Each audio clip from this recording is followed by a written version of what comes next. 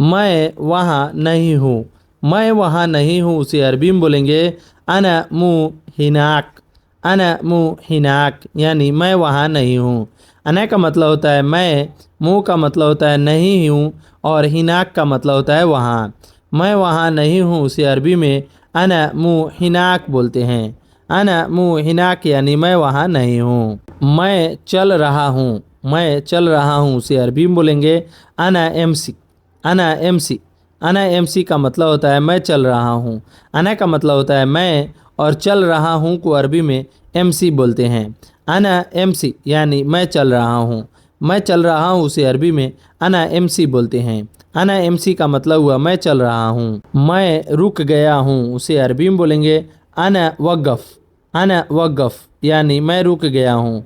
मैं रुक गया हूँ उसे अरबी में अना वक़फ़ बोलते हैं। अना वक़फ़ यानी मैं रुक गया हूँ। मैं रुक गया हूँ उसे अरबी में अना वक़फ़ बोलते हैं। मुझे इसकी ज़रूरत है उसे अरबी में अना एब्बी हादा। अना एब्बी हादा बोलते हैं। अना का मतलब होता है मुझे, एब्बी का मतलब होता है ज़रूरत है और हादा का मतलब होता है इसे।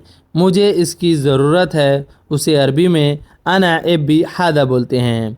अना एब्बी हादा यानी मुझे इसकी ज़रूरत है। मुझे इसकी ज़रूरत है उसे अरबी में अना एब्बी हादा बोलते हैं। अना एब्बी हादा यानी मुझे इसकी ज़रूरत है। मुझे इसकी ज़रूरत है उसे अरबी में अना एब्बी हादा बोलते हैं। मुझे नहीं चाहिए उसे अरबी में अना माई एब्बी बोलेंगे। अना माई एब्बी यानी मुझे नहीं चाहिए। अना का मतलब होता है मुझे, माई का मतलब होता है नहीं, एब्बी का मतलब होता है चाहिए। मुझे नहीं चाहिए उसे अरबी में अना माई एब्बी बोलेंगे। अना माई एब्बी यानी मुझे नहीं चाहिए। मुझे नहीं चाहिए उसे अरबी में अना माई एब्बी बोलेंगे। मेरा भाई आएगा। मेरा भाई आएगा उसे अरबी में बोलेंगे अना अखू ईजी। अना अखू ईजी। अना का मतलब होता है मेरा, अखू का मतलब होता है भाई, ईजी का मतलब होता है आएगा। तो मेरा भाई आएगा उसे अरबी में अना अखू ईजी बोलेंगे। अना अखू ईजी यानी मेरा भाई आएगा। मेरा भाई आएगा उसे अरबी में अना अखू ईजी बोलेंगे। अना का मतलब होता है मेरा, अखू का मतलब होता है भाई, ईजी का मतलब होता है आएगा। मेरा भाई आएगा उसे अरबी में अना अखू ईजी बोलते हैं। मुझे वह मिल गया उसे अरबी में बोलेंगे अना इब्गा हुआ बोलते हैं। अना इब्गा हुआ। अना का मतलब होता है मुझे, इब्गा का मतलब होता है मिल गया, हुआ का मतलब होता है वह।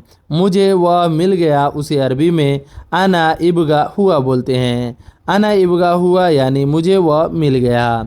मुझे वह मिल गया उसे अरबी में अना इब्गा हुआ बोलते हैं। बहन बुला रही है। बहन बुला रही है उसे अरबी में नादी उख्ती बोलते हैं।